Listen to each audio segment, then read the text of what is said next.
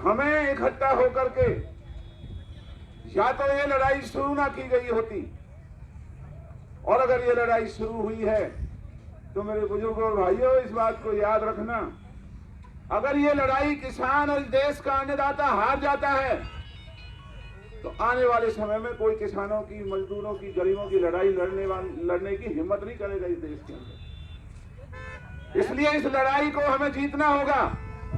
और क्यों जीतना होगा कि एक देश में दो तरह के कानून नहीं चल सकते। सुई से लेकर के कच्चा बनियान, छोटी बिंदी से लेकर के लिपस्टिक,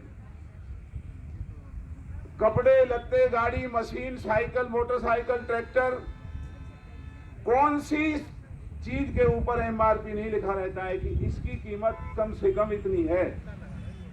और एक किसान जो अपने परिवार को लेकर के सारी मेहनत मशक्कत करके दिन रात लग करके जो धरती में से अन्न उगाता है, किसान की कीमत तय करने के लिए इस देश के अंदर कोई कानून नहीं। आज बड़े शर्म की बात है, देश का प्रधानमंत्री बात किसानों के हक की करता है, किसानों के भविष्य को बनाने की बात करता है। हम पूछना चाहते हैं, कौन से किसान ने सरकार से निवेदन किया कि ये कानून हमारे लिए बनाए जाएं? ये कानून किसानों के हक में नहीं बने। मैं भी इस प्रदेश का कृषि मंत्री रहा हूं, और कृषि मंत्री रहते हुए और किसान के घर में जन्म लेने के बाद और किसानों के बीच में अपने जीवन का यापन करने के बाद मैं दावे के साथ ये कह सकता हूं कि ये कानून किसानों के हक में नहीं बनाए गए।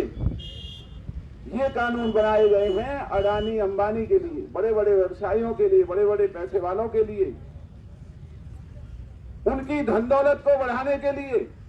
हमारे मुंह का निवाला छीन करके भारतीय जनता पार्टी की सरकार आज अडानी और अंबानी के परिवारों की चिंता कर रही है।